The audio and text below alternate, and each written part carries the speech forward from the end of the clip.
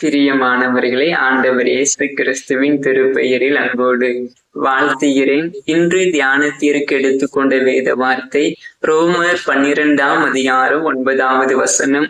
உங்கள் அன்பு மாயமற்றதாய் இருப்பதாக. அப்போஸ்தலனாகிய பவுல் ரோமாபுரியருக்கு கற்றுக் கொடுக்கிறார். உங்களுடைய அன்பு மாயமற்றதாய் இருக்க வேண்டும் என்று அவர் கற்றுக் கொடுக்கிறார். பிரியமானவர்களே, இன்று ஆண்டவர் நம்முடைய வாழ்வில் எதிர்பார்க்கிற காரியத்தில் ஒன்று, நாம் மற்ற மனிதர்கள் மீது மாயமற்ற அன்பை செலுத்த அழைக்கப்படுகிறோம். மாய்மாலமான அன்பிற்காக அல்ல, வெறும் வார்த்தையினால் அன்பு செலுத்துவதற்காக அல்ல, மாயமற்ற அன்பை செலுத்த நாம் அழைப்பை பெற்றிருக்கிறோம். எப்படி இயேசு கிறிஸ்து நாம் பாவிகளாய் இருக்கும் போது நம்மேல் அன்பு செலுத்தினாரோ, அதே போல மாயமற்ற அன்பை மற்ற மனிதர்கள் மீது நீங்கள் செலுத்துங்கள். ஆண்டவர் ஆசி உங்களோடு கூட தங்கியிருப்பதா.